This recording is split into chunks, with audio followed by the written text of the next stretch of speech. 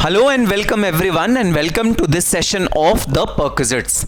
तो भाई last lecture में हम लोगों ने एक बहुत इंपॉर्टेंट परक्विजिट अपना खत्म किया है, रेंट फ्री अकोमोडेशन या accommodation eight a concessional rate. तो ये वाला जो परक्विजिट होता है, ये परक्विजिट उस सिचुएशन में दिया जाता है जब आप अपने एम्प्लॉय को घर देते हो रहने के लिए एट वेरी लो प्राइस, या फिर फ्री ऑफ कॉस्ट दे देते हो। आप ओन भी कर सकते हो उस घर को, हो सकता है आपने हायर पे लिया हो और तब अपने एम्प्लॉय को दिया हो। किसी भी तरह आप ये घर अपने एम्प्लॉय को दे सकते हो। उस सिचुएशन में भाई हम कैसे वैल्यू करेंगे टैक्सेबल वैल्यू ऑफ परक्विजिट। और सबसे बड़ी दिक्कत यही है परक्विजिट के केस में कि कोई मॉनेटरी ट्रांजैक्शन हो ही नहीं रही, पैसा कुछ दिया ही नहीं जा रहा। तो हमें एक मेथड निकालना पड़ेगा एस्टिमेट करने का कि परक्विजिट की टैक्सेबल वैल्यू कितनी सैलरी में ऐड होनी चाहिए। मेथड हमको कौन बताएगा? मेथड हमको बताएंगे भाई इनकम टैक्स एक्ट के रूल्स। तो इनकम टैक्स एक्ट के रूल्स ने हमको बताया कि क्या मेथड है रेंट फ्री अकोमोडेशन का टैक्सेबल पोर्शन निकालने का। तो भाई इसी श्रृंखला में हमको आज अपना नेक्स्ट परक्विजिट स्टार्ट करना है, और हमारा जो नेक्स्ट परक्विजिट आज हम स्टार्ट करेंगे वो एक बहुत इंपॉर्टेंट परक्विजिट है भाई। तो एग्जाम में परक्विजिट्स के आने की प्रोबेबिलिटी, क्योंकि हम बहुत सारे परक्विजिट्स पढ़ेंगे, तो एग्जाम में परक्विजिट कौन सा ज्यादा इंपॉर्टेंट है जो आने की संभावना है जिसकी?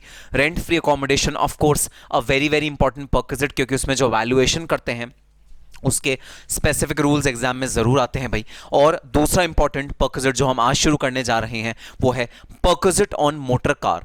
तो अगर मोटर कार, कार अगर एम्प्लॉय को हम देते हैं free of cost concessional rate पे, या फिर किसी भी तरह से अगर गाड़ी का कोई भी बेनिफिट देते हैं, तो भाई हम उसे एक परक्विजिट की तरह टैक्सेबल करते हैं इन the hands of the employees. तो आज हम जो परक्विजिट शुरू करने जा रहे हैं वो परक्विजिट्स है मोटर कार। बहुत इंपॉर्टेंट परक्विजिट है भाई। तो रेंट फ्री अकोमोडेशन तो रेयरली अब कंपनीज देती हैं, मोस्टली कंपनीज ने रेंट फ्री अकोमोडेशन का परक्विजिट देना बंद कर दिया है भाई। पुराना ज़माना होता था जब ये वाला परक्विजिट दिया जाता था, लेकिन हाँ मोटर कार अभी भी बहुत सारी कंपनीज अपने एम्प्लॉयज़ को देती हैं। तो ये एक इंपॉर्टेंट परक्विजिट है, ना केवल थियोरेटिकली इंपॉर्टेंट है बल्कि आपके प्रैक्टिकल लाइफ में भी ये वाला परक्विजिट काम आएगा। क्योंकि आपको, अगर आप किसी भी कंपनी के CFO हो, किसी भी कंपनी के फाइनेंस मैनेजर हो, तो ये परक्विजिट डेफिनेटली आपको देखने को मिलेगा ही मिलेगा। सो यस, आज हमें स्टार्ट करना है मोटर कार प्लस एक इसका ही सब्सिडरी पोर्शन है जो है शॉफर्स सैलरी। तो जहां मोटर कार होगी नेचुरली वहां पर शॉफर भी हो सकता है दिया जाए, तो शॉफर की salary will also be an important element of this particular perquisite. Rule है हमारा रूल 3 सब rule 2। So motor car plus chauffeur's salary is the next perquisite which we are going to value. लेकिन perquisite शुरू करने से पहले मैं तुम्हें आज एक नया कॉन्सेप्ट से इंट्रोड्यूस कराने जा रहा हूं। यह कॉन्सेप्ट हमारा आज से लेकर हम जितने भी आगे परक्विजिट करेंगे उस सब में काम आएगा। तो सर क्या आपके कहने का मतलब यह है कि रेंट फ्री अकोमोडेशन जो हमने पिछली क्लास में परक्विजिट किया, यह कंसेप्ट उसमें काम नहीं आएगा? बिल्कुल भाई, तुमने सही समझा।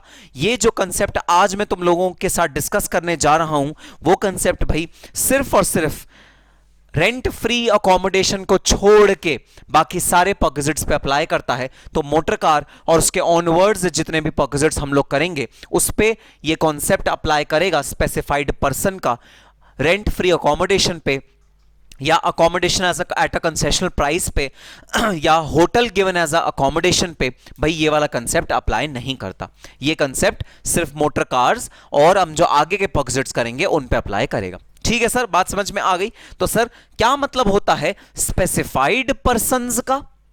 तो भाई हम आज के बाद जितने भी परक्विजिट करेंगे समझना वो सारे के सारे परक्विजिट या तो सब एम्प्लॉय पे एप्लीकेबल होंगे या वो कुछ स्पेसिफिक एम्प्लॉयज पे एप्लीकेबल होंगे।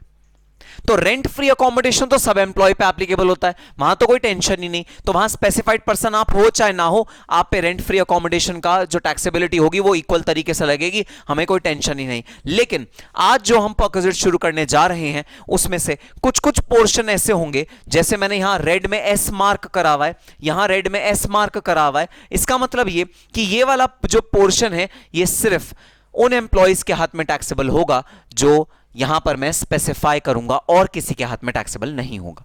सो ये वाला पोर्शन और ये वाला पोर्शन सिर्फ स्पेसिफाइड एम्प्लॉय के हाथ में टैक्सेबल होगा। अगर स्पेसिफाइड एम्प्लॉय के अलावा किसी और को ये वाला परक्विजिट मिला तो वो टैक्स फ्री होगा, उसकी एक भी रुपए की टैक्सेबल इनकम नहीं लगेगी। ये है कंसेप्ट ऑफ स्पेसिफाइड पर्सन। ठीक है सर, बात समझ में आ गई? तो इतना सा डिफरेंस है सर कि हमने जो रेंट फ्री अकोमोडेशन में करा था वो सारे एम्प्लॉयज पे इक्वली एप्लीकेबल था। अब जो हम आगे के अपने परक्विजिट करेंगे, हो सकता है कोई कोई परक्विजिट का पोर्शन कुछ स्पेसिफाइड एम्प्लॉयज के हाथ में टैक्सेबल ही हो और सबके हाथ में टैक्सेबल ना हो, और कुछ पोर्शन सबके हाथ में टैक्सेबल हो। बस इतना सा डिफरेंस। बिल्कुल भाई, तुमने बिल्कुल ठीक समझा। तो इनकम टैक्स एक्ट ने सारे के सारे एम्प्लॉयज में से कुछ चुनिंदा एम्प्लॉयज को अलग ला के खड़ा कर दिया है। इन चुनिंदा एम्प्लॉयज का नाम है स्पेसिफाइड एम्प्लॉयज। सर कौन है ये स्पेसिफाइड एम्प्लॉयज जो अलग से खड़े हैं as compare to other employees, और जिनके हाथ पे कुछ specific income taxable perquisite taxable होगा, जो कि औरों के हाथ में टैक्सेबल नहीं होगा, सिर्फ इन वालों लोगों के हाथ में होगा? कौन है ये लोग जिनका नाम है स्पेसिफाइड एम्प्लॉयज? आओ देखते हैं कौन से हैं स्पेसिफाइड एम्प्लॉयज या स्पेसिफाइड पर्संस। मैंने मार्क किया हुआ है इसका एब्रीविएशन एस की तरह। तो भाई तीन तरह के एम्प्लॉयज को हम बोलते हैं स्पेसिफाइड एम्प्लॉयज या स्पेसिफाइड पर्संस। कौन है वो तीन तरह के employees? Number one, director employee. तो अगर कोई एम्प्लॉय आपकी कंपनी का डायरेक्टर भी है, उसे हम कहते हैं डायरेक्टर एम्प्लॉय। सर ये डायरेक्टर एम्प्लॉय का क्या मतलब है? सर क्या ऐसा भी हो सकता है कोई डायरेक्टर एम्प्लॉय ना हो? हाँ भाई हाँ, बिल्कुल ऐसा हो सकता है। कोई डायरेक्टर एम्प्लॉय ना हो, इंडिपेंडेंट डायरेक्टर हो, जब उसका मन करेगा आएगा, जब उसका मन करेगा नहीं आएगा। कोई स्पेसिफिक काम होगा तो आएगा, अदरवाइज नहीं आएगा। कई सारे डायरेक्टर ऐसे होते हैं जो एम्प्लॉयज नहीं होते उस कंपनी के, जो डायरेक्टर तो होते हैं लेकिन वो एम्प्लॉय की कैटेगरी में नहीं आते, क्योंकि उन पे एम्प्लॉय का जो एम्प्लॉयर एम्प्लॉय रिलेशनशिप है, मास्टर सर्विस रिलेशनशिप है, उस तरह का रिलेशनशिप नहीं लगता उनके एम्प्लॉयमेंट कॉन्ट्रैक्ट में, उस तरह का रिलेशनशिप नहीं दिया हुआ। ऐसा हो सकता है that few of the employees are not few of the directors are not employees। ऐसा हो सकता है कुछ डायरेक्टर्स एम्प्लॉय ना हो, कुछ डायरेक्टर्स सिर्फ डायरेक्टर्स हैं, एम्प्लॉय नहीं है। अगर एम्प्लॉय नहीं है वो, तो नेचुरल सी बात है, सैलरी ले लो, परक्विजिट ले लो, अलाउंस ले लो, वो उनके हाथ में सैलरी के हेड के अंडर टैक्सेबल होगा ही नहीं। कहीं और टैक्सेबल होगा, वो देखी जाएगी कहां पर टैक्सेबल हो, यहां तो नहीं होगा भाई। ठीक है सर, बात समझ में आई? सो स्पेसिफाइड पर्सन की कैटेगरी में जो सबसे पहला पर्सन आता है या जो सबसे पहला एम्प्लॉय आता है, वो वाले एम्प्लॉयज जो डायरेक्टर की नेचर में है, जो कंपनी के बोर्ड ऑफ डायरेक्टर्स का पार्ट है और वो एम्प्लॉयज भी हैं, इन्हें कहते हैं director employees. These are the first kind of specified persons as per section 17 of the income tax act 1961। Second kind of employees are employees holding substantial interest in the company। ऐसे employees जिनका substantial interest है company में। ऐसे employees जो सिर्फ सुबह आते हैं और शाम को चले जाते हैं, ऐसी बात नहीं है, वो कंपनी में कुछ हक भी रखते हैं।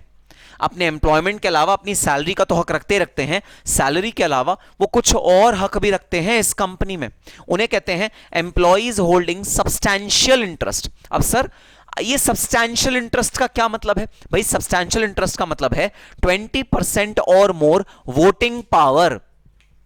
तो ऐसे एम्प्लॉयज जिनके पास शेयर्स होते हैं उस कंपनी के, शेयर होल्डर्स भी हैं भाई वो उस कंपनी के, तो कुछ शेयर्स भी खरीदे हुए हैं एम्प्लॉयज ने। और मैंने आपको लास्ट ही क्लास में एक परक्विजिट बताया था, ESOPs, employee stock option plan. किसी एक एम्प्लॉय ने अगर इतने सारे ईसॉप्स खरीद लिए कि वो मिलके 20% ऑफ द शेयर कैपिटल के इक्वल चले गए, तो वो एम्प्लॉयज वाली कैटेगरी में आता है, employee holding substantial interest in the company. So 20% या उससे ज्यादा अगर किसी एम्प्लॉय ने होल्ड करा हुआ है वोटिंग पावर, वोटिंग पावर, तो अगर कुछ ऐसे शेयर होल्ड करे हुए हैं जिनमें वोटिंग पावर है ही नहीं, तो भाई फिर नहीं माना जाएगा। माना वही वाले शेयर जाएंगे जिनमें वोटिंग पावर हो। सर ऐसे कौन से शेयर्स होते हैं जिनमें वोटिंग पावर नहीं होती? Preference shares. प्रेफरेंस शेयर्स ऐसे शेयर्स होते हैं जिनमें जनरली वोटिंग पावर नहीं होती, apart from certain preference shares जो स्पेशल क्लास के प्रेफरेंस शेयर्स होते हैं जिसमें वोटिंग पावर हो भी सकती है, बट मोस्टली प्रेफरेंस शेयर्स में वोटिंग पावर नहीं होती। So employees holding substantial interest which means 20% of or more voting power in the company, those employees are also categorised as specified employees. और third category aggregate salary जिन employees की है more than 50,000 per annum, ऐसे employees जिनकी salary 50,000 से ऊपर है सालाना। Sir आज के जमाने में किस एम्प्लॉय की सैलरी 50,000 से कम होगी? हाँ भैया, माना तुम्हारी बात बिल्कुल ठीक है कि आज के जमाने में तो भाई 5,000 रुपए का अगर तुमने गार्ड भी रखा है उसकी भी सैलरी 60,000 रुपए हो जाती है पर एनम, 50,000 से ज्यादा हो जाता है। तो ये जो डिस्कशन है ये थियोरेटिकल है। थियोरेटिकल मतलब हम सिर्फ क्योंकि लॉ में लिखा है इसलिए डिस्कस करेंगे, बट हाँ प्रैक्टिकली मोस्टली एम्प्लॉयज या सारे एम्प्लॉयज ही भाई इस कैटेगरी में आएंगे जो कि 50,000 या उनसे ज्यादा उनकी सैलरी होगी। तो मोस्टली एम्प्लॉयज इस वाली कैटेगरी में आ जाएंगे, और मैं तो कहता हूं ऑल एम्प्लॉयज इस वाली कैटेगरी में ही आ जाएंगे, तो कोई एम्प्लॉय इस कैटेगरी से बचेगा नहीं। लेकिन फिर भी आपको एग्जामिनर ट्रिक करने के लिए, आपको एग्जामिनर परेशान करने के लिए, आपको एग्जामिनर कुछ नया देने के लिए ऐसा दे सकता है कि एग्रीगेट सैलरी किसी एम्प्लॉय की हो 50,000 से कम, 40,000 30,000 पर एनम ऐसे दे देगा, और तब आपको यह डिसाइड करना है कि वो स्पेसिफाइड पर्सन है या नहीं है।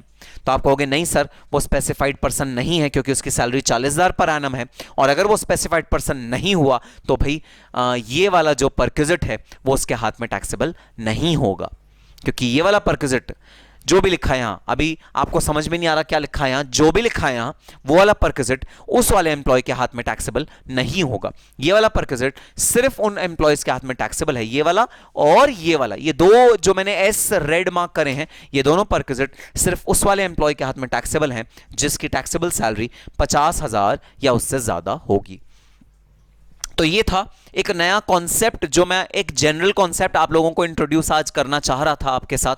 क्यों? क्योंकि अब हम जितने भी परक्विजिट पढ़ेंगे उसमें ये वाला कॉन्सेप्ट इंट्रोड्यूस किया गया है और ये वाला कॉन्सेप्ट है और ये वाला कॉन्सेप्ट अप्लाई करेगा। तो भाई रेंट फ्री अकोमोडेशन जो सबसे पहला परक्विजिट हमने पढ़ा उसमें ये वाला कॉन्सेप्ट एप्लीकेबल नहीं है। क्यों? क्योंकि लॉ कहता है कि rent free accommodation should be taxable in the hands of all the employees, सारे एम्प्लॉयज के हाथ में रेंट फ्री अकोमोडेशन टैक्सेबल होना चाहिए। सिमिलरली जो हमने इंश्योरेंस प्रीमियम का परक्विजिट करा है और जो ईसॉप्स का परक्विजिट करा है वो भी भाई सारे एम्प्लॉयज के हाथ में टैक्सेबल होगा। तो इसी तरह हम लोग देखते रहेंगे कि कौन सा परक्विजिट किस टाइप के एम्प्लॉयज के हाथ में टैक्सेबल होगा। क्या वो सारे एम्प्लॉयज के हाथ में टैक्सेबल होगा या वो कुछ चुनिंदा स्पेसिफाइड एम्प्लॉय के हाथ में टैक्सेबल होगा। वो चुनिंदा स्पेसिफाइड एम्प्लॉय की जो डेफिनेशन है वो हमारे को सेक्शन 17(2) के अंदर ही गिवन है, जो कि ये डेफिनेशन है जिसमें ये 3 कैटेगरी के एम्प्लॉयज फॉल करते हैं। प्रैक्टिकली देखा जाए तो ये डिस्कशन थ्योरेटिकल होगी। थ्योरेटिकल मतलब क्योंकि एक्ट में दिया हुआ है इसलिए हम डिस्कस कर रहे हैं। अदरवाइज गाइज 50,000 रुपए उससे ऊपर की सैलरी तो आजकल सारे एम्प्लॉयज की होती ही होती है। तो ये वाला जो परक्विजिट है ये भी ऑल एम्प्लॉयज के हाथ में for all practical reasons taxable होगा ही होगा। तो ये तो थियोरेटिकली मैंने ये स्पेसिफाइड का कंसेप्ट क्योंकि एक्ट में दिया हुआ है इसलिए हम पढ़ रहे हैं, लेकिन प्रैक्टिकल लेवल पे all the perquisites are taxable for all the employees because there will be no employee whose salary will be less than 50,000 rupees। ऐसा कोई एम्प्लॉय होगा ही नहीं। सो अगर आपकी सैलरी है 50,000 रुपए से कम, अगर आपकी सैलरी है 50,000 रुपए से कम तो भाई ठीक है। अगर आपका एम्प्लॉय है जिसकी सैलरी है 50,000 रुपए से कम, जो कि मैंने आपको एग्जांपल दिया 4,000 रुपए पर मंथ उसकी सैलरी है, 48,000 रुपए पूरे साल का उसका सैलरी बनता है, तो फिर भाई ये वाला परक्विजिट उसके हाथ में टैक्सेबल नहीं होगा। ये वाला परक्विजिट और ये वाला परक्विजिट उसके हाथ में टैक्सेबल नहीं होगा। तो बड़ी सिंपल सी बात है, लॉ ने कुछ एक्सेप्शन क्रिएट किया एक कैटेगरी के एम्प्लॉयज़ के लिए। अब वो वाला जो कैटेगरी के एम्प्लॉयज़ हैं वो इतना कम थ्रेशोल्ड है कि for all practical reasons we will always say that all the perquisites are taxable in all employees salary, but still law has got this threshold whereby some features or some portions of some perquisites will not be taxable in hands of these specified employees। ठीक है sir, बात समझ में आ गई। तो भाई ये था कॉन्सेप्ट ऑफ स्पेसिफाइड पर्संस या स्पेसिफाइड एम्प्लॉयज जो हमने देखा, और इसका रेलेवेंस भी हमने जाना कि ये हम कैसे यूज करेंगे, कैसे अप्लाई करेंगे। आओ अब स्टार्ट करते हैं one of the most important, one of the most ट्रिकीएस्ट, मैं कहूंगा ये थोड़ा सा ट्रिकी है, थोड़ा सा घुमा हुआ वैल्यूएशन है इसका, perquisite of our syllabus, perquisite of motor car. अगर एक मोटर कार दी जाती है एम्प्लॉय को उसके काम के लिए, उसके रोजमर्रा के चलाने के लिए, तो उस मोटर कार की क्या वैल्यू एम्प्लॉय के हाथ में टैक्सेबल होगी एज अ सैलरी। हाँ जी, एक भी रुपया मोटर कार के लिए एम्प्लॉय को नहीं मिला। हाँ जी, जो एम्प्लॉय है वो मॉनेटरी टर्म्स में बिल्कुल भी बेनिफिट उसने नहीं किया। हाँ जी, बैंक अकाउंट जो एम्प्लॉय का है वो कुछ भी डेबिट या क्रेडिट नहीं हुआ। हाँ जी, बुक्स ऑफ अकाउंट्स में किसी भी तरह की एंट्री इस पर्टिकुलर बेनिफिट को देते हुए नहीं पड़ी, तो ये एक रियल ट्रांजैक्शन है ही नहीं। According to books of accounts ये एक रियल ट्रांजैक्शन है ही नहीं। बुक्स ऑफ अकाउंट्स में इसकी कोई एंट्री नहीं पड़ी होगी। तो एम्प्लॉयर ने जब कार खरीदी होगी उसकी एंट्री पड़ी होगी, car account debit to bank ऐसा एंट्री पड़ी होगी, लेकिन जब वो कार एम्प्लॉय को दे दी गई तो भाई इसकी कोई एंट्री अकाउंट्स में नहीं पड़ी होगी। तो अकाउंट्स के लिए ये एक नॉन मॉनेटरी आइटम है, लेकिन इनकम टैक्स के लिए हाँ ये नॉन मॉनेटरी आइटम है, लेकिन हम इसको मॉनेटरी रूप दे देंगे भाई। हम इसमें मनी वैल्यूज में असर्टेन करके असाइन करके हम लोग सैलरी टैक्स कर देंगे। किसकी? एम्प्लॉई की सैलरी हम बढ़ा देंगे इतने अमाउंट से जितना अमाउंट हम इसकी मॉनेटरी वैल्यू कंप्यूट करेंगे। ठीक है सर, बात समझ में आ गई? तो सर इनकम टैक्स एक्ट तो है ही बहुत ज्यादा चालू। चालू क्यों है? आपको मॉनेटरी बेनिफिट मिले चाहे नॉन मॉनेटरी बेनिफिट मिले, इनकम टैक्स तो आपका एक एक पाई पाई टैक्स करेगा ही करेगा। जी हाँ भाई, अगर आप कहते हो ये चालूपन है तो चालूपन ही सही। हाँ है इनकम टैक्स एक्ट चालू।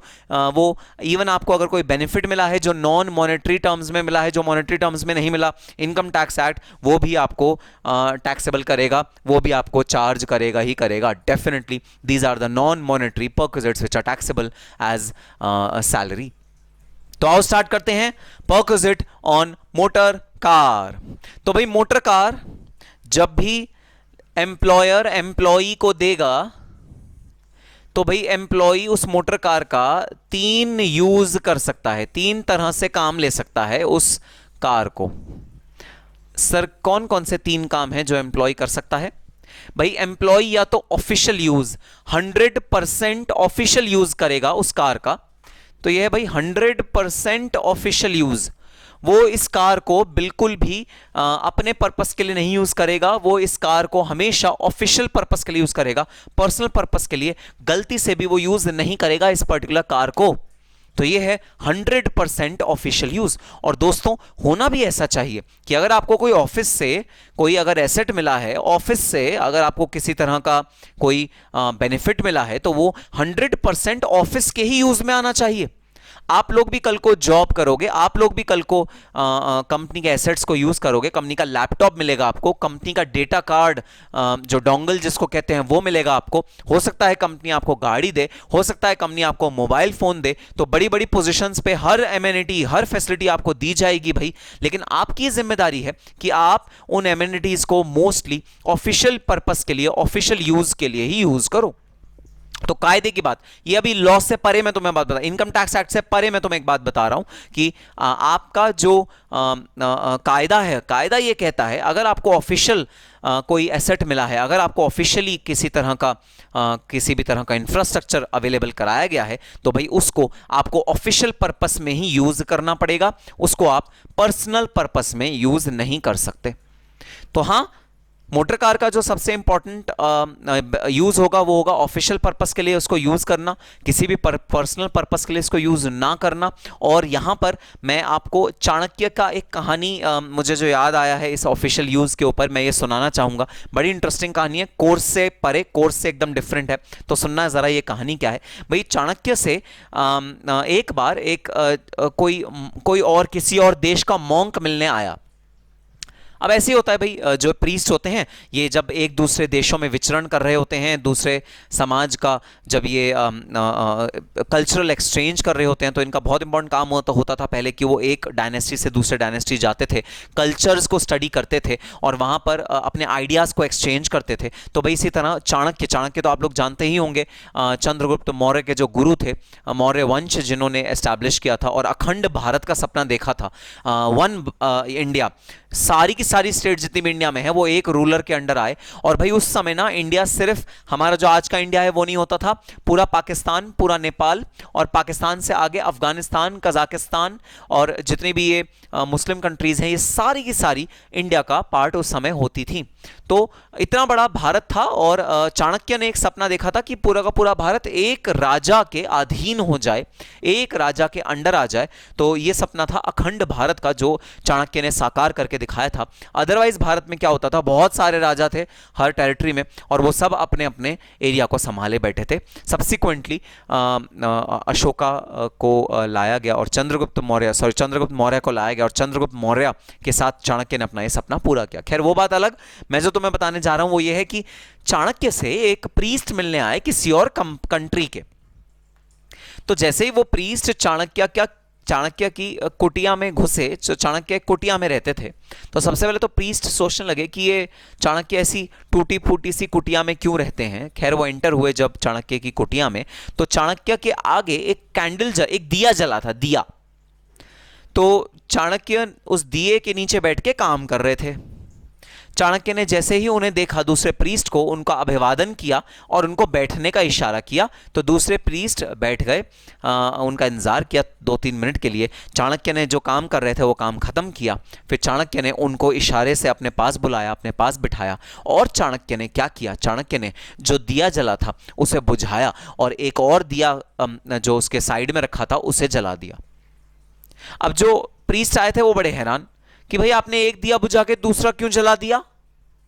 तो चाणक्य ने उन प्रीस्ट को जवाब दिया कि देखिए, जो दिया पहले जल रहा था उसका जो तेल था वो सरकारी खजाने से आया था। सरकारी खजाना मतलब जो महल का खजाना होता है उससे आया था। तो उस दिए से मैं जो काम कर सकता हूं वो सिर्फ और सिर्फ ऑफिशियल काम ही कर सकता हूं, क्योंकि आपके साथ जो संवाद करना है वो ऑफिशियल काम नहीं है, वो मेरा पर्सनल काम है। इसलिए मैंने दूसरा दिया जलाया। इस दिए में जो तेल भरा है वो मेरे पैसे से, वो मेरी जो सैलरी है, मेरी जो इनकम है उससे तेल भरा गया है। तो मैं वो वाला दिया आप जला के आपसे वार्तालाप करूंगा। सो ये एक परफेक्ट एग्जाम्पल है एक बेनिफिट का जो यूज हो रहा है फॉर ऑफिशियल पर्पस। तो एक बेनिफिट हमेशा यूज होना चाहिए फॉर ऑफिशियल पर्पस। अगर एक बेनिफिट ऑफिशियल पर्पस के लिए यूज हो रहा है, क्योंकि वो बना ही ऑफिशियल पर्पस के लिए है। भाई तुम्हें जो गाड़ी दी जा रही है वो तुम्हारे हॉलिडे के लिए नहीं दी जा रही, वो तुम्हारे पर्सनल यूज के लिए नहीं दी जा रही। गलत बात है अगर तुम उसका पर्सनल यूज कर रहे हो तो जो गाड़ी तुम्हें कंपनी दे रही है, अपनी गाड़ी खरीदो, जो मर्जी आए करो, मुझे कोई टेंशन नहीं है। लेकिन जो गाड़ी तुम्हें कंपनी दे रही है, जो गाड़ी पे हक कंपनी का है, उस गाड़ी से जो काम होना चाहिए वो भी कंपनी का काम होना चाहिए, वो तुम्हारा पर्सनल काम नहीं होना चाहिए। तो सबसे पहला यूज जो मोटर कार का आप कर सकते हो वो है ऑफिशियल यूज। अगर आपने मोटर कार का 100% ऑफिशियल यूज किया, अगर आपने मोटर कार बिल्कुल भी अपने पर्सनल यूज में नहीं ली, अगर आपने मोटर कार से सिर्फ और सिर्फ कंपनी का ही काम किया, तो मैं आपका कुछ भी परक्विजिट नहीं मानूंगा। कुछ भी एक्स्ट्रा बेनिफिट कंपनी आपको दे रही है मैं ऐसा नहीं मानूंगा, क्योंकि कंपनी ने तो एक्चुअली अपने कोर्स ऑफ वर्किंग, जो उसका कंपनी का काम है, उसके दौरान आपको ये गाड़ी दी है और ये गाड़ी आपने ईमानदारी से, पूरी ऑनेस्टी के साथ सिर्फ और सिर्फ उसी दौरान चलाई है जिस दौरान ऑफिशियल आप काम कर रहे हो। तो भाई बहुत सिंपल सी बात है, इस गाड़ी का ऑफिशियल यूज ही आपने किया है। अगर आपने इस गाड़ी का ऑफिशियल यूज किया है, मैं कहूंगा कोई परक्विजिट आपके हाथ में टैक्सेबल नहीं है। This is not a perquisite, क्योंकि आपको कोई पर्सनल बेनिफिट नहीं हो रहा, ये तो कंपनी का बेनिफिट है भाई। ये बेनिफिट तो कंपनी ले रही है, कंपनी ही उठा रही है। और हां, कंपनी को ही उठाना चाहिए क्योंकि एसेट किसका है? कंपनी का है। जिसका एसेट बेनिफिट कौन उठाए वही उठाए और कोई ना उठाए। तो हां, आपके थ्रू बेनिफिट उठा रहे हैं वो बात अलग है, आप भी तो एम्प्लॉय हो कंपनी के, तो आपके थ्रू बेनिफिट उठा रहे हैं वो बात अलग है। लेकिन अल्टीमेटली बेनिफिट कौन उठा रहा है? कंपनी उठा रहा है। अगर बेनिफिट कंपनी उठा रही है तो फिर it is not a perquisite in the hands of the employee. Employee के हाथ में ये कोई बेनिफिट नहीं है भाई। एम्प्लॉई के हाथ में ये कोई एडिशनल फैसिलिटी नहीं है जो दी गई है, तो कोई टैक्सेबिलिटी नहीं आएगी एम्प्लॉय के हाथ में। एम्प्लॉय का कोई बेनिफिट नहीं हो रहा, एम्प्लॉय की सैलरी जितनी है उतनी ही रहेगी। इस परक्विजिट से मैं ऐड नहीं करूंगा, टैक्स लायबिलिटी उसकी बढ़ाऊंगा नहीं, मैं जीरो वैल्यू पे इस वाले परक्विजिट को वैल्यू करूंगा। तो अगर आपने मोटर कार का और शॉफर का भी, अगर शॉफर भी आपको दिया गया है, ड्राइवर भी आपको दिया गया है, उसका अगर आपने प्योरली ऑफिशियल यूज किया, जो कि आपको करना भी चाहिए कायदे से, तो मैं कोई परक्विजिट नहीं मानूंगा। नेचुरल सी बात है भाई, क्यों मानूं परक्विजिट? आप परक्विजिट तो तब मानूंगा जब आपको कोई पर्सनल बेनिफिट मिल रहा है। यहां पर तो आपको कोई पर्सनल बेनिफिट नहीं मिल रहा है, तो आप कंपनी का काम कर रहे हो। अगर आप कंपनी का काम कर रहे हो तो फिर कोई परक्विजिट नहीं है, कोई बेनिफिट नहीं है। अगर बेनिफिट नहीं है तो कोई टैक्सेबिलिटी सैलरी की तरह आपके हाथ में नहीं आएगी। So this is not a perquisite, hence not taxable as salary in your hands, in hands of the employee. तो एम्प्लॉय के हाथ में कोई परक्विजिट नहीं होगा अगर प्योरली ऑफिशियल यूज के लिए ये गाड़ी यूज करी गई है तो। अब आ जाते हैं पॉइंट नंबर 2, जहां पर गाड़ी प्योरली पर्सनल यूज के लिए करी गई है। आपने 100% गाड़ी को क्या यूज किया है? पर्सनल पर्पस के लिए यूज किया, आपने ऑफिशियल पर्पस के लिए यूज ही नहीं किया। प्रैक्टिकली बता दूं तुम्हें, प्रैक्टिकली बता दूं, यह फीजिबल नहीं है। ऐसा नहीं हो सकता कि कोई एक गाड़ी खरीदी गई है और उसका 100% पर्सनल यूज किया गया है, क्योंकि फिर कंपनी वो गाड़ी देगी ही क्यों एम्प्लॉय को? तो दो चीजें तो पॉसिबल हैं कि गाड़ी खरीदी गई और ऑफिशियल यूज किया 100%, या मिक्स यूज किया, पर्सनल और ऑफिशियल दोनों यूज किया। लेकिन यह पॉसिबिलिटी होनी बहुत बहुत बहुत कम है कि एक एम्प्लॉय ने जो कंपनी की दी हुई गाड़ी है उसका 100% पर्सनल यूज किया और कंपनी को इससे कोई आपत्ति नहीं है। तो यह कैटेगरी प्रैक्टिकल लाइफ में जब तुम एक्चुअली किसी एम्प्लॉय का कंप्यूटेशन करोगे, एक्चुअली किसी एम्प्लॉय का परक्विजिट बनाओगे, प्रैक्टिकल लाइफ में ये वाली सिचुएशन तुम्हें बहुत कम देखने को मिलेगी। लेकिन एक सिचुएशन है जहां पर ये वाली सिचुएशन एक्ट प्रिज्यूम कर लेता है, वो है अगर एम्प्लॉय को 2 गाड़ियां दी गई हैं, अगर एम्प्लॉय को 2 गाड़ियां दी गई हैं तो उसमें से जो एक होगी वो तो ऑफिशियल यूज या पर्सनल और मिक्स ऑफिशियल यूज की तरह आप बता दो क्या है, उस तरह टैक्सेबल होगी। और जो दूसरी गाड़ी होगी वो हमेशा ऑलवेज, चाहे तुम ये बोलो नहीं मैं तो दूसरी गाड़ी भी ऑफिशियल यूज के लिए कर रहा था, बोलते रहो, इनकम टैक्स एक्ट कहता है अगर 2 गाड़ियां मिली हुई हैं तो दूसरी गाड़ी हमेशा मैं प्रिज्यूम करूंगा कि वो पर्सनल यूज में आई है, वो मैं नहीं प्रिज्यूम करूंगा कि ऑफिशियल यूज में आई है। तो खैर हम ये सेक्शन पढ़ेंगे, ये एडवांस सेक्शन है। तो मैं तुम्हें रेलेवेंस बता रहा था, पर्सनल यूज का रेलेवेंस कहां आएगा, वहां पर जाके पर्सनल यूज का रेलेवेंस आएगा। बट प्रैक्टिकली अगर एक ही गाड़ी एम्प्लॉय को मिलती है तो भाई ऐसा नहीं हो सकता, क्योंकि कंपनी भी तो बेवकूफ थोड़ी है, कंपनी कोई पर्सनल बेनिफिट के लिए थोड़ी तुम्हें गाड़ी दे रही है। कंपनी तो ये चाहती है कि तुम ऑफिस का काम करो गाड़ी के थ्रू। अगर तुम्हें पर्सनल काम करना है गाड़ी के थ्रू तो तुम अपनी पर्सनल गाड़ी खरीदो ना, ऑफिस की गाड़ी क्यों यूज करते हो? सो पर्सनल यूज अगर किसी ने आपकी गाड़ी का किया, कंपनी की गाड़ी का किया, तो भाई इस तरह टैक्सेबिलिटी होगी। और थर्ड है ऑफिस और पर्सनल यूज दोनों का मिक्सचर। मोस्टली केसेस में 90% केसेस में हमारा थर्ड ऑप्शन ही अप्लाई होता है, क्योंकि ना आप ये कह सकते हो कि एम्प्लॉय ने प्योरली ऑफिशियल यूज किया, जब उसे गाड़ी मिल गई तो ऐसा नहीं हो सकता वो 100% ऑफिस का ही काम करे। भाई वो सैटरडे संडे तो कहीं घूमने फिरने जाएगा, उसी गाड़ी में जाएगा, वो फिर अपनी गाड़ी थोड़ी खरीदेगा, वो तो जो कंपनी ने उसे गाड़ी दी उसी में जाएगा। तो मोस्टली केसेस में क्या होता है, ऑफिशियल और पर्सनल यूज वो गाड़ी दोनों में यूज आती है। मोस्टली केसेस में आपको ये वाली कैटेगरी मिलेगी। लेकिन हाँ, फर्स्ट कैटेगरी और सेकंड कैटेगरी कुछ कुछ केसेस में मिल सकती है। उस केसेस में भी हमारे पास परक्विजिट को वैल्यू करने के रूल्स हैं, मेथड्स हैं। तो अगर तो प्योर ऑफिशियल यूज है तो भाई बहुत सिंपल सी बात, नो परक्विजिट, कोई परक्विजिट नहीं है जो टैक्सेबल होगा एम्प्लॉय के हाथ में, क्योंकि एम्प्लॉय को कोई पर्सनल बेनिफिट मिला ही नहीं। अगर एम्प्लॉय को कोई पर्सनल बेनिफिट मिला ही नहीं तो फिर कोई परक्विजिट नहीं टैक्सेबल होगा एम्प्लॉय के हाथ में। अब आ जाते हैं दूसरा केस, जब गाड़ी 100% पर्सनल यूज में काम आई है। अगर गाड़ी 100% पर्सनल यूज में काम आई है भाई, तो नेचुरल सी बात है गाड़ी का जितना भी भुगतान एम्प्लॉयर भुगत रहा है, जितना भी एक्सपेंस एम्प्लॉयर इनकर कर रहा है, वो पूरा का पूरा एक्सपेंस क्या बन जाएगा, परक्विजिट बन जाएगा इन the hands of the employee. भाई एम्प्लॉयर ने गाड़ी खरीदी, खरीदने के बाद एम्प्लॉई को बोला ले बेटा अब तू अपने घर ले जा इस गाड़ी को और पर्सनल यूज कर, खर्चा सारा मैं उठाऊंगा, डेप्रिसिएशन लगेगा इतना मोटा, महंगी गाड़ी है, 8-9 लाख की गाड़ी है, 8-9 लाख रुपए की गाड़ी पे अगर 10% भी डेप्रिसिएशन लगाया, 90,000 रुपए पर साल का तो खर्चा डेप्रिसिएशन का है।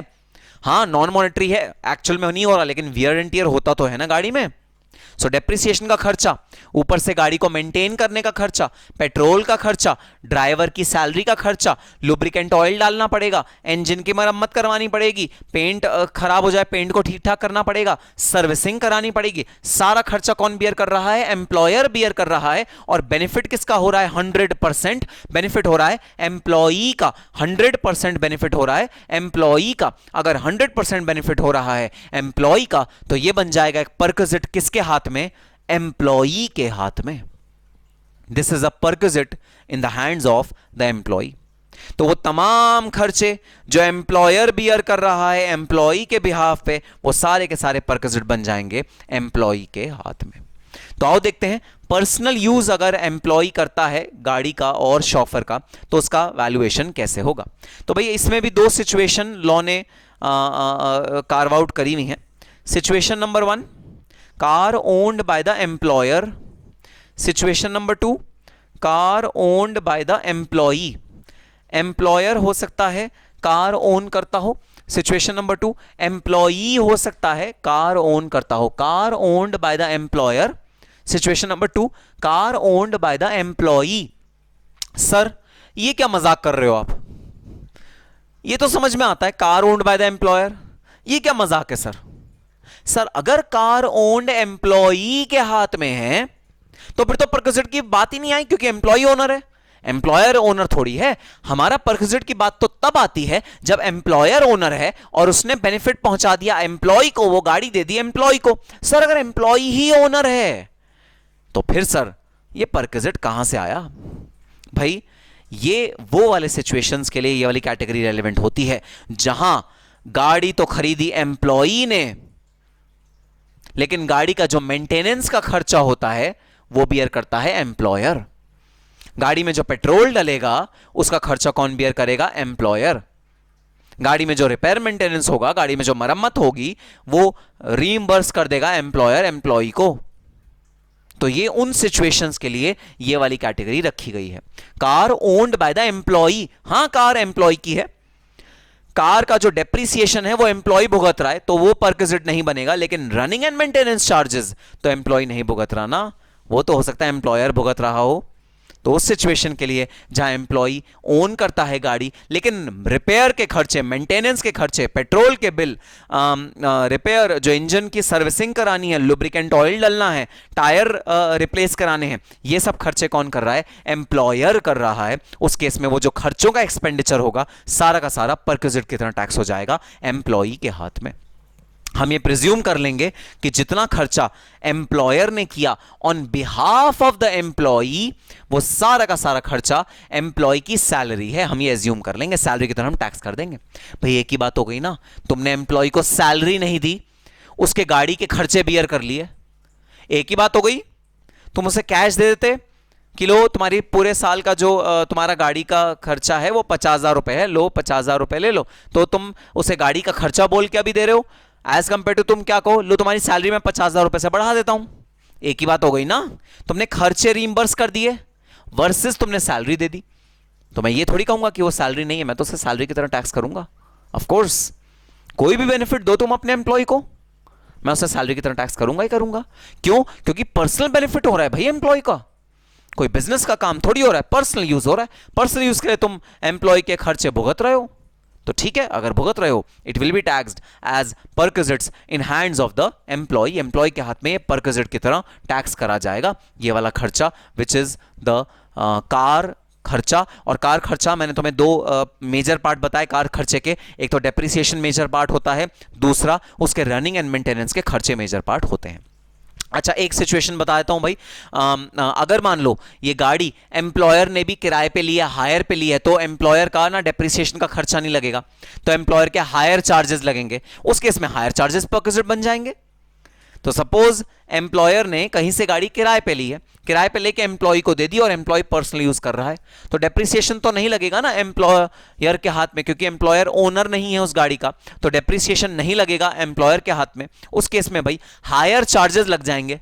तो हायर चार्जेस को मैं परक्विजिट मान लूंगा in the hands of employee, क्योंकि अगर एम्प्लॉयर ना होता तो एम्प्लॉय को भुगतने पड़ते ये हायर चार्जेस, एम्प्लॉय अपनी जेब से देता, क्योंकि पर्सनल यूज हो रहा है एम्प्लॉय का। तो अगर एम्प्लॉय का पर्सनल यूज हो रहा है तो एम्प्लॉय अपनी जेब से भरता, वो एम्प्लॉय ने अपनी जेब से भरने की बजाय एम्प्लॉयर से रीइंबर्स करा लिए, मैं बोलूंगा this is a taxable perquisite, this is taxed in the hands of the employee as perquisite, salary की तरह ही एम्प्लॉय के हाथ में टैक्स हो जाएगा। सो दो सिचुएशन, पर्सनल यूज के केस में car owned by the employer, हो सकता है कार एम्प्लॉयर ने ओन करी हुई हो, दूसरा car owned by the employee, employee ने ओन करी है कार, मतलब ओनर एम्प्लॉय है, तो ऑब्वियसली डेप्रिसिएशन की तो सवाल ही नहीं उठता, क्योंकि डेप्रिसिएशन तो एम्प्लॉय ही भुगत रहा है, एम्प्लॉय को ही भुगतना चाहिए क्योंकि पर्सनल यूज हो रहा है गाड़ी का, बहुत अच्छी बात है एम्प्लॉय भुगत रहा है, लेकिन रनिंग एंड मेंटेनेंस के चार्जेस एम्प्लॉयर भुगत रहा है, गलत बात। पर्सनल यूज करे एम्प्लॉय और चार्जेस भुगते एम्प्लॉयर, गलत बात। इस केस में मैं जो चार्जेस एम्प्लॉयर भुगतेगा फॉर रनिंग एंड मेंटेनेंस, मैं उनको परक्विजिट की तरह सैलरी बना दूंगा, किसकी? एम्प्लॉई की। तो आओ देखते हैं इन दोनों का कैसे वैल्यूएशन होगा। तो भाई अगर एम्प्लॉयर ओनर है, अगर एम्प्लॉयर ओनर है तो हमें यह देखना है, ठीक है ओनर तो एम्प्लॉयर है, तो डेफिनेटली डेप्रिसिएशन कौन भुगत रहा है? डेप्रिसिएशन तो एम्प्लॉयर ही भुगत रहा है, बहुत अच्छी बात है। तो एम्प्लॉयर जो डेप्रिसिएशन भुगत रहा है वो तो परक्विजिट बनेगा ही बनेगा। अब हमें ये देखना है कि भाई मेंटेनेंस कौन भुगत रहा है? मेंटेनेंस, तो दो सिचुएशन हो सकती है कि डेप्रिसिएशन तो एम्प्लॉयर भुगत रहा है, तो जो खरीदता है गाड़ी वो डेप्रिसिएशन भुगतता है भाई।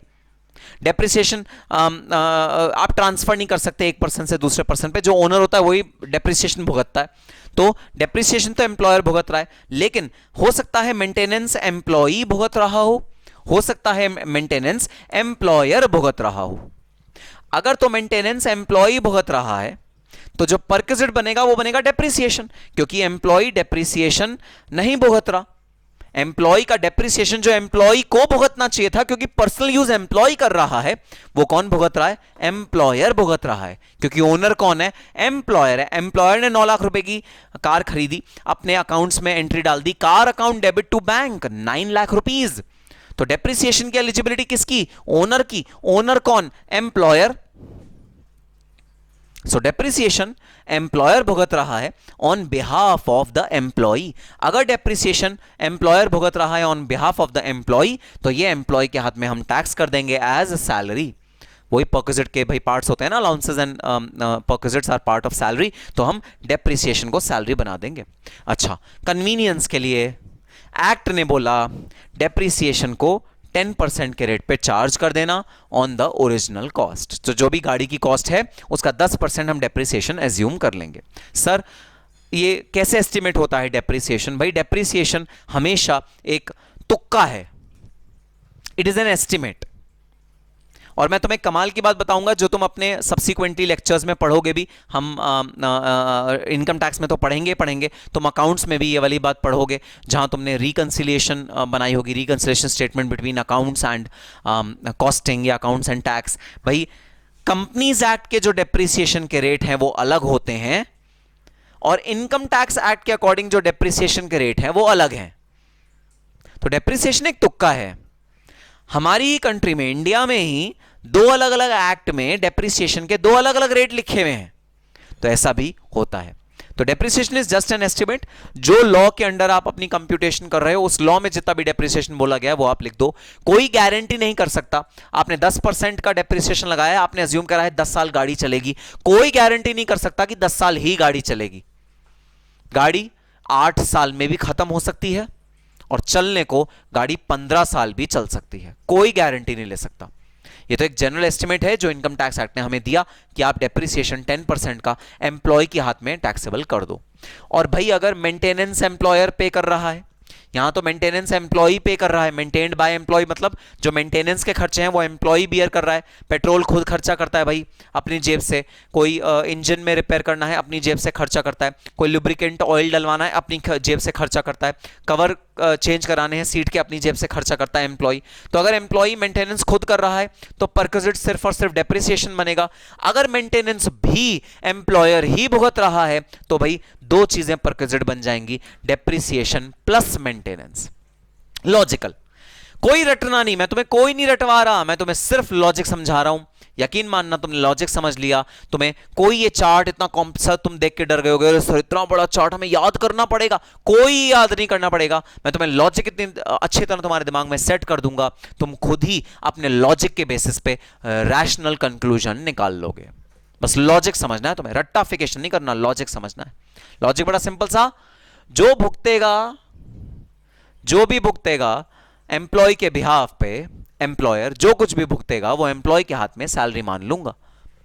अगर एम्प्लॉयर ने भुगता सिर्फ डेप्रिसिएशन तो डेप्रिसिएशन सैलरी मान लूंगा परक्विजिट के रूप में, और अगर एम्प्लॉयर ने भुगता डेप्रिसिएशन एंड मेंटेनेंस बोथ तो मैं डेप्रिसिएशन एंड मेंटेनेंस को परक्विजिट मान लूंगा एम्प्लॉय के हाथ में। तो जो भी एम्प्लॉयर भुगतेगा वो टैक्सेबल हो जाएगा एम्प्लॉय के हाथ में। तो इस केस में, सेकंड केस में, car owned by the employer and maintenance is also done by the employer. In this case the perquisite is equal to depreciation 10% के रेट पे plus maintenance charges which are borne by the employer. अब natural सी बात है भाई, इस maintenance में drivers salary भी आ जाती है। शॉफर की सैलरी है, आपने शॉफर को सैलरी दी 10,000 रुपए महीना, वो पूरी की पूरी अगर एम्प्लॉयर बियर कर रहा है तो वो सैलरी भाई इस वाली कैटेगरी में आ जाएगी। That salary will be taxable as perquisite in hands of the employee. Employee के हाथ में परक्विजिट की तरह टैक्स हो जाएगा। तो ये है कैटेगरी 1 जो कि है कार ओन्ड बाय एम्प्लॉयर। अगर एम्प्लॉयर के हाथ में कार ओन्ड है और एम्प्लॉयर अगर उसका ओनर है तो नेचुरल सी बात है डेप्रिसिएशन तो एम्प्लॉयर भुगत ही रहा है भाई। मेंटेनेंस देखने वाली बात है, मेंटेनेंस जो भी दोनों में से पर्सन भुगत रहा है, एम्प्लॉयर या एम्प्लॉय, वो मेंटेनेंस अकॉर्डिंगली परक्विजिट बन जाएगा। अब देखना मैंने यहां लिखा है एस, इसका क्या मतलब? इसका मतलब ये that this particular perquisite is taxable only in the hands of specified employee. जो स्पेसिफाइड एम्प्लॉय है मतलब इन 3 लोगों के हाथ में ही ये वाला परक्विजिट टैक्स होगा।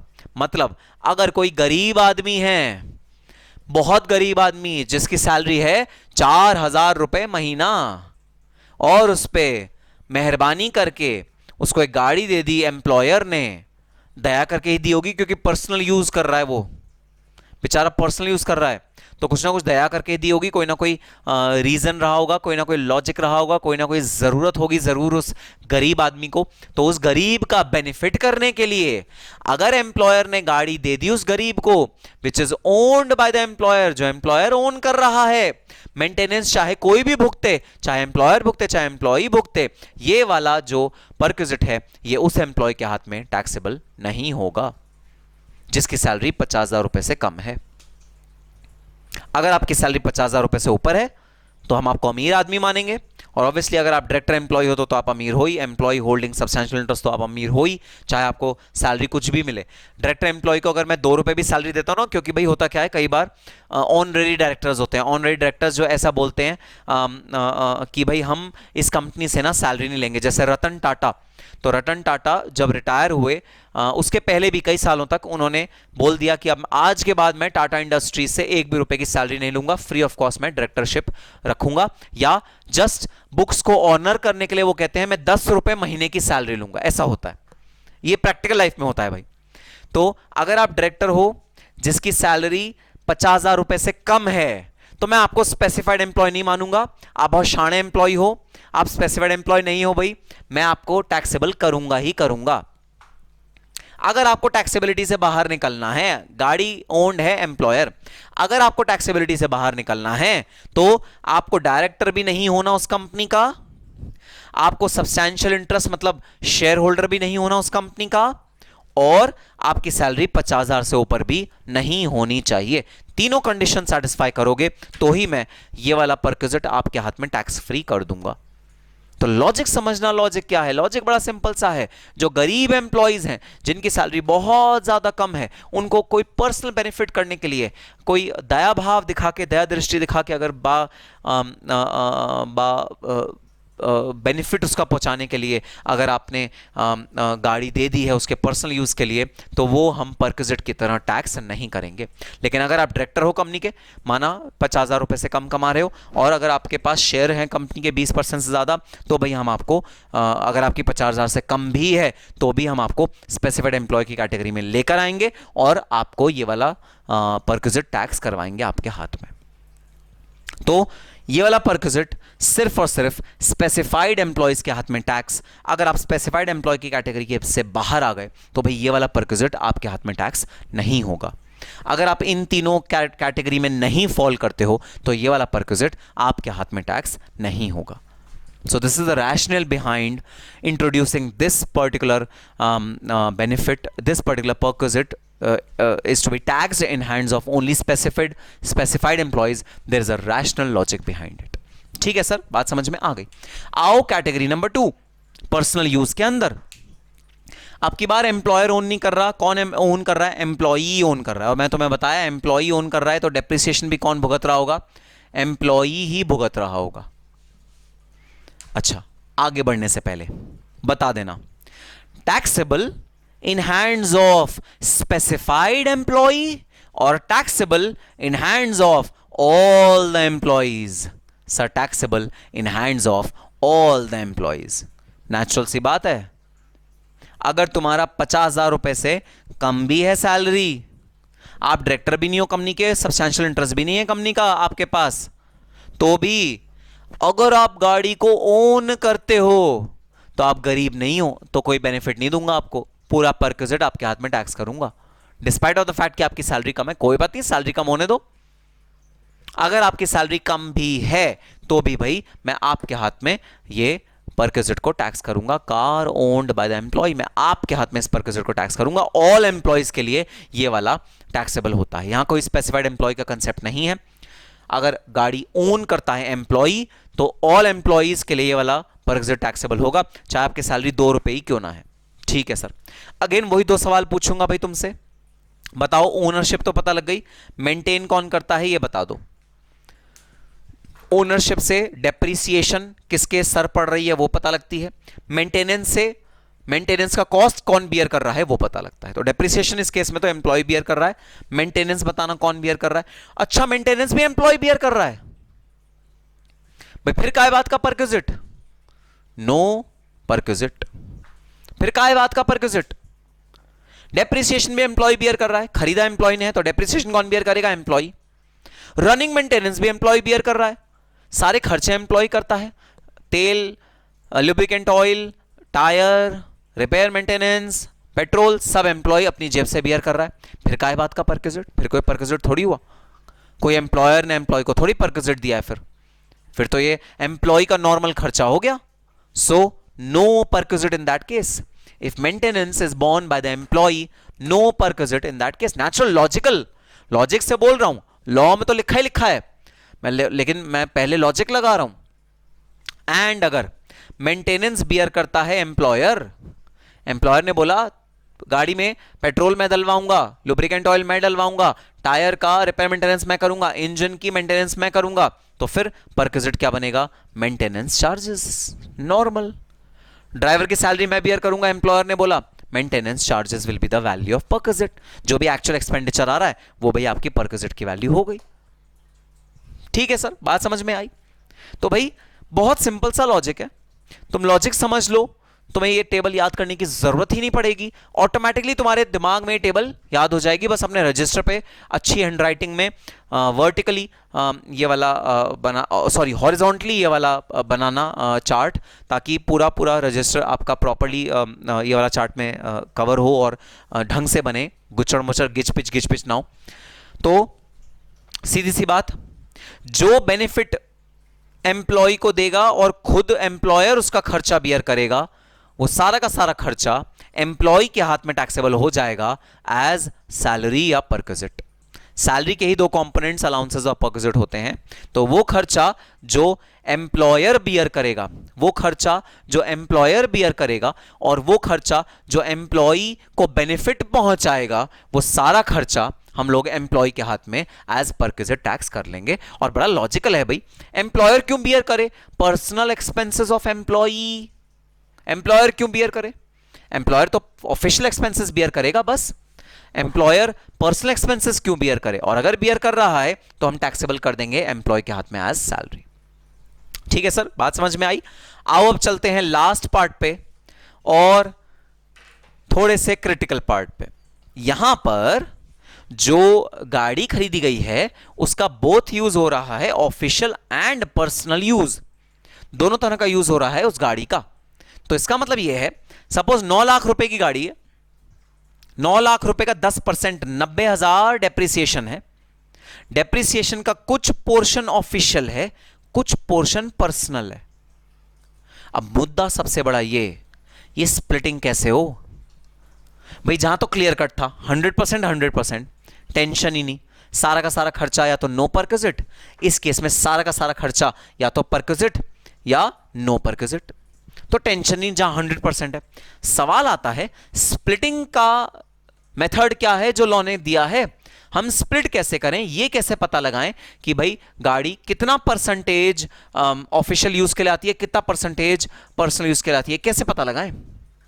क्या जितने मीटर चली है उतने मीटर के हिसाब से पता लगाएं कि सर इतने मीटर चली गाड़ी और ऑफिस के पर्पस के लिए जैसे 1000 किलोमीटर, सॉरी मीटर कह रहा हूं, किलोमीटर चली, 1000 किलोमीटर में से जो ऑफिस का पर्पस था वो 600 किलोमीटर था और 400 किलोमीटर एम्प्लॉय का पर्सनल पर्पस था, तो सर 600 किलोमीटर 6:4 की रेशियो में आप एक्सपेंस को डिवाइड कर दो। क्या इस तरह करें या कैसे स्प्लिटिंग अप करें, वो हमें बताएगा ये वाला सेक्शन। ठीक है सर, आओ देखते हैं जब मिक्स हो रहा है ऑफिशियल और पर्सनल यूज तब हम स्प्लिट कैसे करेंगे between official and personal perquisite. आओ देखते हैं। So car owned by the employee, अगर car employee car owned by the employer, अगर एम्प्लॉयर कार ओन करता है तो, और अगर car owned by the employee, अगर एम्प्लॉय कार ओन्ड करता है तो क्या होगा? एम्प्लॉयर कार ओन करेगा तो क्या होगा? एम्प्लॉई कार ओन करेगा तो क्या होगा? भाई मेरे पास जगह नहीं थी तो मैंने देखो थोड़ा सा ना लॉन्ग रूट लिया है, और ये वाले जो 2 ऑप्शन है ना, ये इस वाले के ऑप्शन है, इस वाले के ये 2 ऑप्शन है, तो इस वाले के ये 2 ऑप्शन है। अपने रजिस्टर में जब तुम डायग्राम बना रहे हो तो इसको उधर की साइड ले जाना, थोड़ा सा उसके नीचे ले जाना, इस वाले पोर्शन के नीचे। ठीक है सर, बात समझ में आ गई। सो अब सवाल ये उठता है, जब कार ओन्ड है bye the employer, employer own करता है कार को, और यूज कौन कर रहा है? एम्प्लॉई। किस चीज के लिए? ऑफिशियल भी और पर्सनल भी। तो सर हम कितना परसेंटेज ऑफिशियल माने, कितना परसेंटेज पर्सनल माने? कोई पर्सनल और ऑफिशियल मानने की जरूरत नहीं है भाई। मुझे एक क्वेश्चन का और आंसर दे दो तो मैं तुम्हें सीधे सीधे अमाउंट ही बता दूंगा जो टैक्सेबल परक्विजिट की तरह तुम्हें टैक्स करना है, क्योंकि 2 चीजें हैं, डेप्रिसिएशन और मेंटेनेंस। तो अगर तो डेप्रिसिएशन भी एम्प्लॉयर भुगत रहा है, मेंटेनेंस भी एम्प्लॉयर भुगत रहा है। दोबारा सुनना, डेप्रिसिएशन भी एम्प्लॉयर भुगत रहा है, मेंटेनेंस भी एम्प्लॉयर भुगत रहा है, दोनों चीजें एम्प्लॉयर भुगत रहा है। तो परक्विजिट की वैल्यू होगी 2400 रुपए पर मंथ या 1800 रुपए पर मंथ, डिपेंडिंग अपॉन गाड़ी बड़ी है या छोटी है। सर अब ये बड़ी छोटी का मापदंड कैसे करें? तो इनकम टैक्स एक्ट ने ही तुम्हें मापदंड भी बता दिया भाई, तुम्हें अपना दिमाग लगाने की जरूरत नहीं है कि बड़ी गाड़ी कौन सी और छोटी गाड़ी कौन सी। तो भाई कभी तुम कहो सर होंडा सिटी है बड़ी गाड़ी, वैगन आर है छोटी गाड़ी, तुम्हारे हिसाब से नहीं चलेगा, जो इनकम टैक्स एक्ट बोल रहा है उसके हिसाब से चलेगा। तो अगर किसी गाड़ी का इंजन 1.6 सीसी का है, सीसी का होता है क्यूबिक कैपेसिटी, तो उसमें कितना लीटर पेट्रोल भरा जा सकता है उसके हिसाब से होता है सीसी, क्यूबिक कैपेसिटी। तो अगर किसी गाड़ी का इंजन 1.6 लीटर्स या उससे ज्यादा की कैपेसिटी का है तो हम उसे बोलेंगे बड़ी गाड़ी, और अगर किसी का इंजन 1.6 लीटर से कम है तो हम उसे बोलेंगे छोटी गाड़ी। तो 1.5 सीसी का अगर इंजन है तो हम उसे बोलेंगे छोटी गाड़ी, 1.4 1.3 का इंजन है हम उसे बोलेंगे छोटी गाड़ी, 1.7 1.8 1.9 इसके ऊपर का इंजन है तो हम उसे बोलेंगे बड़ी गाड़ी। तो अगर तो आपकी बड़ी गाड़ी है तो हम परक्विजिट मानेंगे 2400 रुपए पर मंथ। इसके अंदर डेप्रिसिएशन और मेंटेनेंस दोनों मिला हुआ है भाई, डेप्रिसिएशन भी मिला हुआ है, मेंटेनेंस भी मिला हुआ है, दोनों मिला हुआ है, दोनों का एक कंसोलिडेटेड आपको अमाउंट बता दिया है 2400, जो आपके परक्विजिट कितना टैक्स होगा। मतलब ये वो वाली वैल्यू है जो आपने पर्सनली यूज करी अपनी गाड़ी की, आपने पर्सनली 2400 रुपए महीने का बेनिफिट उठाया पर्सनल लेवल पे गाड़ी का। ऑफ कोर्स ऑफिशियल भी यूज किया है आपने, ऑफिशियल यूज तो आपके हाथ में टैक्सेबल नहीं हो सकता, ये सिर्फ और सिर्फ पर्सनल वैल्यू है। आपने जितना पर्सनल चलाया ना, इनकम टैक्स एक्ट ने अज्यूम कर लिया 2400 रुपए पर मंथ का आपने पर्सनल चलाया, 1800 रुपए पर मंथ का आपने पर्सनल चलाया। और अगर मेंटेनेंस एम्प्लॉय खुद भुगत रहा है, अगर मेंटेनेंस एम्प्लॉय खुद भुगत रहा है तो इसका मतलब सिर्फ और सिर्फ डेप्रीसिएशन एम्प्लॉयर भुगत रहा है। अगर सिर्फ डेप्रीसिएशन की बात आती है तो भाई डेप्रीसिएशन में हम लोग डेप्रीसिएशन का जो अमाउंट एज्यूम कर लेंगे कि तुमने पर्सनल यूज के लिए भुगता, एम्प्लॉयर ने पर्सनल यूज के लिए भुगता है डेप्रीसिएशन, वो करेंगे 900 पर मंथ और 600 पर मंथ। हमने एज्यूम कर लिया कि डेप्रीसिएशन जितना भी होगा ना पूरे महीने का, उसमें से 900 रुपए पर्सनल यूज के लिए डेप्रीसिएशन यूज आया है। और मेंटेनेंस तो एम्प्लॉय भुगत रहा है, कोई टेंशन ही नहीं। अगर एम्प्लॉय भुगत रहा है तो परक्विजिट बनेगा ही नहीं, उसकी सैलरी में टैक्स होगा ही नहीं। सैलरी में तो टैक्स तभी होगा जब एम्प्लॉयर भुगते, एम्प्लॉयर मेंटेनेंस भुगत ही नहीं रहा, मेंटेनेंस तो एम्प्लॉय भुगत रहा है, कोई टेंशन ही नहीं। 900 रुपए डेप्रीसिएशन मानूंगा बड़ी गाड़ी में, 600 रुपए डेप्रीसिएशन मानूंगा छोटी गाड़ी में। बड़ा छोटा मतलब 1.6 सीसी का इंजन से छोटा इस छोटा, इससे बड़ा तो बड़ा, ठीक है। 900 एंड 600 पर मंथ एज्यूम कर लिया। 2400 रुपए पर मंथ तुमने खर्चा किया, 1800 रुपए पर मंथ तुमने खर्चा किया, मैंने एज्यूम कर लिया। सर नाइंसाफी, दुहाई हो सर, दुहाई हो सर, मैं ना चाणक्य जैसा आदमी हूं सर, चाणक्य जैसा। अच्छा तुम चाणक्य जैसे आदमी हो, बहुत बड़ी बात बोल रहे हो भाई। क्यों बोल रहे हो ऐसा कि तुम चाणक्य जैसे आदमी हो?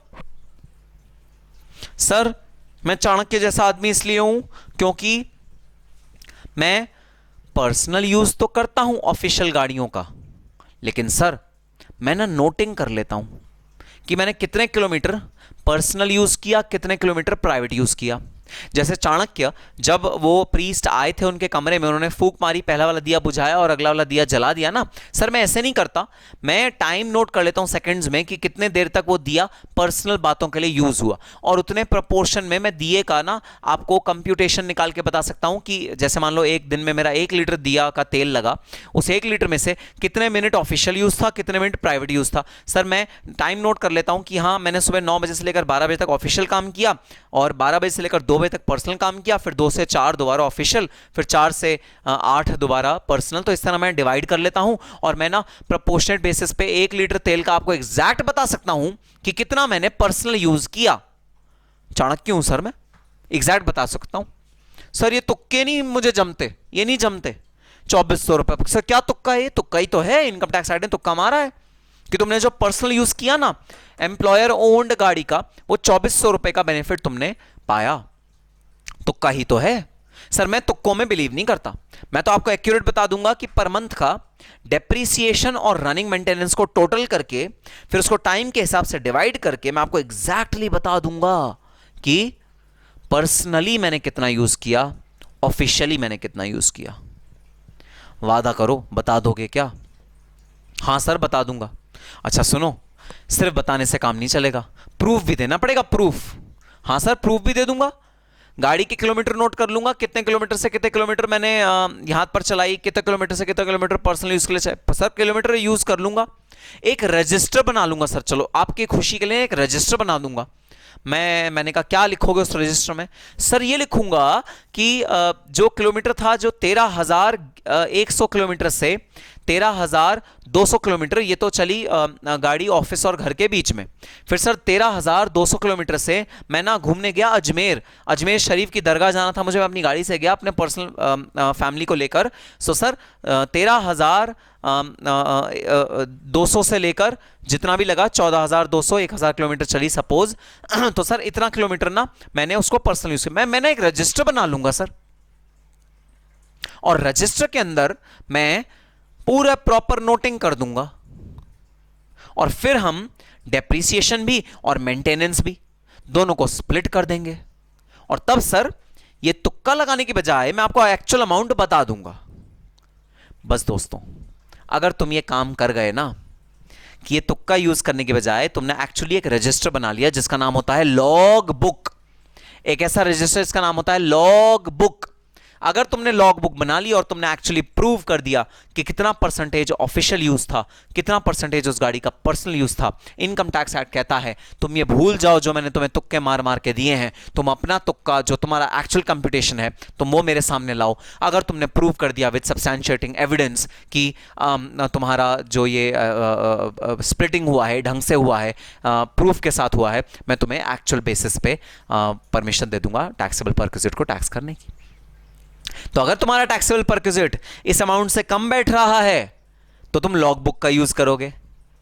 अगर तुम्हारा टैक्सेबल परक्विजिट, सपोज जो लॉग बुक तुमने बनाई वो टैक्सेबल जो परक्विजिट है वो तुम्हारा इस अमाउंट से भी ज्यादा पर्सनल यूज आ रहा है, तो तुम पता है क्या करोगे, उस लॉग बुक को आग लगा के कहीं फेंक दोगे, मिट्टी खोदोगे, उसके अंदर इसको दबा दोगे, कहीं इनकम टैक्स वालों के हाथ में ना लग जाए लॉग बुक, नहीं तो वो 2400 रुपए से ज्यादा तुम्हारे हाथ में टैक्सेबल कर देंगे। तो भाई ऑप्शन आपका है, लॉग बुक बनाओ ना बनाओ। बनाओगे, इससे कम कम आ गया बल्ले बल्ले, इससे ज्यादा आ गया उसे नेस्ते नाबूद कर देना पड़ेगा, खत्म कर देना पड़ेगा उस लॉग बुक को, कहीं इनकम टैक्स वालों के हाथ ना लग जाए। So yes, these are the numbers which are given by the income tax department. This is depreciation plus maintenance. This is only maintenance. If you think that your taxable value of perquisite will be lower than this, the actual value of your perquisite will be lower than this, if you think this, then you are free to adopt those values and you can ignore these values. आप free हो उन values को use करने के लिए। तो sir ये है आपका कार ओन्ड बाय एम्प्लॉयर का परक्विजिट। और अगेन वही हम बेनिफिट देंगे भाई गरीबों को, जिनकी जो ना डायरेक्टर हैं कंपनी के, जो ना होल्ड करते हैं सब्सटैंशियल इंटरेस्ट कंपनी में, और जिनकी 50,000 से भी ऊपर सैलरी नहीं है, जो बेचारे गरीब हैं। अगर आपने उनके ऑफिशियल और पर्सनल यूज़ दोनों के लिए गाड़ी दी है तो चाहे उसे कोई भी मेंटेन कर रहा हो भाई, मैं उसको टैक्सेबल उनके हाथ में नहीं करूंगा। ये टैक्सेबिलिटी सिर्फ और सिर्फ स्पेसिफाइड एम्प्लॉयज़ के ही हाथ में टैक्स होगी, गरीबों के हाथ में मैं ये टैक्स नहीं करूंगा। एक और चीज, अगर मान लो ये पर्सनल और ऑफिशियल यूज का शॉफर सैलरी भी आप दे रहे हो, शॉफर सैलरी भी एम्प्लॉयर ने दी है और वो एम्प्लॉयर बियर कर रहा है, तो ये मेंटेन्ड बाय एम्प्लॉयर भाई इस वाली कैटेगरी में आएगा। मेंटेन्ड बाय एम्प्लॉयर इस वाली कैटेगरी में नहीं आ सकता क्योंकि ये मेंटेन्ड बाय एम्प्लॉई है। मेंटेन्ड का मतलब होता है मोस्टली कि सैलरी ऑफ शॉफर भी एम्प्लॉयर बियर कर रहा, एम्प्लॉई बियर कर रहा है। लेकिन सपोज शॉफर की सैलरी अगर एम्प्लॉयर बियर कर रहा है तो भाई शॉफर की सैलरी का जो टैक्सेबल पोर्शन, जो पर्सनल यूज वाला पोर्शन है, वो हम अज्यूम कर लेंगे वो है 900 रुपए पर मंथ। सपोज तुम शॉफर को दे रहे हो 10,000 रुपए पर मंथ, हम उसमें से अज्यूम कर लेंगे कि शॉफर का जो टैक्सेबल वाला पोर्शन है, जो शॉफर का पोर्शन है वो वाला जो शॉफर पर्सनल यूज के लिए यूज कर रहा है वो है 900 रुपए पर मंथ, ये हम एज्यूम कर लेंगे। सो ये है टैक्सेबल परक्विजिट निकालने के रेट्स जो हमारे इनकम टैक्स में दिए हुए हैं in case of official plus personal use. भाई देखो इनमें तो कोई दिक्कत आती नहीं, इसमें तो जो जो खर्चा है वो परक्विजिट मान लेंगे। यहां करनी पड़ती है स्प्लिटिंग। स्प्लिटिंग में आती है मुझे आफत। आफत क्यों आती है? अरे किस रेट पे स्प्लिटिंग करें? या तो मुझे एक्चुअल रेट बता दो तुम, अगर एक्चुअल रेट नहीं बता सकते तो मैं जो लॉ में लिखा है उस रेट पे स्प्लिटिंग कर दूंगा। और ये वाली category car owned by the employer, this is taxable only in the hands of specified employees. जबकि अगर कार ओन्ड बाय एम्प्लॉई है तो हम गरीब नहीं मानेंगे उस आदमी को, वो आदमी गरीब नहीं है भाई। अगर ओन करता है वो गाड़ी को तो फिर सारे एम्प्लॉइज, चाहे वो गरीब है चाहे वो अमीर है, हम सारे एम्प्लॉइज के हाथ में ये वाली परक्विजिट को टैक्सेबल करेंगे। आओ देखते हैं इसके भी कौन से दो कैटेगरीज हैं। इसका कैटेगरी नंबर 1, अगर कार ओन्ड बाय एम्प्लॉई है तो सबसे पहले इजी वाली लेता हूं भाई। कार ओन्ड भी एम्प्लॉय की है, मतलब डेप्रिसिएशन एम्प्लॉय भुगत रहा है, और कार मेंटेन भी एम्प्लॉय कर रहा है। चलो बात खत्म, नो परक्विजिट। डेप्रिसिएशन भी कौन भुगत रहा है? एम्प्लॉय। मेंटेनेंस भी कौन भुगत रहा है? एम्प्लॉय। अब क्या बच्चे की जान लोगे और क्या उससे भुगतवाओगे? सैलरी भी उसकी बढ़ा दोगे क्या? ना, सैलरी नहीं बढ़ाऊंगा। वो ऑलरेडी डेप्रिसिएशन भी भुगत रहा है, मेंटेनेंस भी वही भुगत रहा है, सो नो परक्विजिट। हालांकि जब ओन्ड बाय एम्प्लॉय है लेकिन मेंटेनेंस कौन भुगत रहा है? एम्प्लॉयर। एम्प्लॉयर कहता है सुनो एम्प्लॉय, इस महीने कितना खर्चा हुआ पेट्रोल का? एम्प्लॉय ने कहा सर ये बिल है 5,000 रुपए खर्चा हुआ, लो 5,000 रुपए लो, ऐश करो। अगर एम्प्लॉयर भुगत रहा है मेंटेनेंस ऑफ द कार जो जनरली रीइंबर्समेंट की तरह एम्प्लॉय को दिया जाता है। अगर एम्प्लॉयर भुगत रहा है मेंटेनेंस ऑफ द कार, तो भाई जो टैक्सेबल अमाउंट होगा परक्विजिट का, वो होगा एक्चुअल एक्सपेंस जो एम्प्लॉयर ने भुगता, एक्चुअल एक्सपेंस जो एम्प्लॉयर ने भुगता माइनस ऑफिशियल एक्सपेंस। भाई जो पर्सनल पोर्शन है वही तो टैक्सेबल होगा ना एम्प्लॉय के हाथ में, जो पर्सनल पोर्शन है। तो सपोज मेंटेनेंस का खर्चा आया एम्प्लॉयर का 10,000 रुपए। अब 10,000 रुपए में से कितना पर्सनल है कितना ऑफिशियल है ये पता करना पड़ेगा, इसको स्प्लिटिंग करनी पड़ेगी। तो भाई फॉर्मूला क्या बना, actual expense minus official expense, ताकि हमारा पर्सनल एक्सपेंस जो एम्प्लॉयर भुगत रहा है, जो मेंटेनेंस का एम्प्लॉयर पर्सनल एक्सपेंस भुगत रहा है, वो निकल के आ जाए।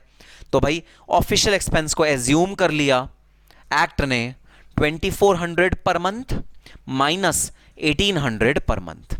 याद रहे ये सिर्फ मेंटेनेंस का चार्ज है। अगर मेंटेनेंस एम्प्लॉयर भुगत रहा है और ओनर एम्प्लॉई है, तो मेंटेनेंस का जो एक्सपेंडिचर होगा वो एक्सपेंडिचर 2400 पर मंथ हम एज्यूम कर लेंगे कि ऑफिशियल है। तो actual minus official is equal to personal. Personal इस वाले फॉर्मूले से निकल के आ जाएगा। तो सपोज 5,000 रुपए मेंटेनेंस का एक्चुअल खर्चा है जो एम्प्लॉयर भुगत रहा है, 5,000 रुपए महीना। एज्यूम कर लिया जाएगा कि उसमें से 2400 तो ऑफिशियल है, तो उसका तो परक्विजिट बनने का सवाल ही नहीं उठता, क्योंकि वो तो ऑफिशियल पर्पस के लिए यूज हो रहा है। 5,000 माइनस 2400, 2600 रुपए हम एज्यूम कर लेंगे बड़ी गाड़ी के केस में कि वो पर्सनल यूज के लिए है, और वो टैक्सेबल परक्विजिट की तरह टैक्स हो जाएगा। छोटी गाड़ी के केस में, मतलब 1.6 सीसी से कम वाली गाड़ी के केस में, जो ऑफिशियल एक्सपेंस होगा वो होगा 1800 रुपीज पर मंथ। 1800 रुपीज का ऑफिशियल एक्सपेंस हम एज्यूम कर लेंगे। तो actual minus official is equal to personal. Personal will be taxed as perquisite. ठीक है सर, बात समझ में आ गई। तो ये था भाई पूरा का पूरा चार्ट। एक बार, क्योंकि जब तुम सुनते हो ना तो सुनने से दिमाग में चीज सेट नहीं होती। अभी तुम डायरेक्ट क्वेश्चन पे मत उछलना या डायरेक्ट बुक में मत पढ़ने लग जाना। अभी तुम्हें पूरा का पूरा चार्ट अपने रजिस्टर पे लिखना और लॉजिकली अपने दिमाग में एक एक पोर्शन को, जैसे मैंने अभी समझाया है, उसको लॉजिकली अपने दिमाग में बिठाने की कोशिश करना।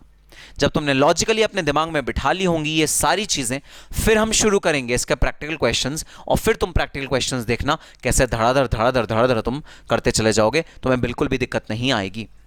तो प्रैक्टिकल क्वेश्चंस पे जाने से पहले प्लीज इस चार्ट को अच्छे से एब्जॉर्ब कराना। और खत्म करने से पहले एक चीज मैं बताना भूल गया, वो भी तुम्हें बता देता हूं भाई।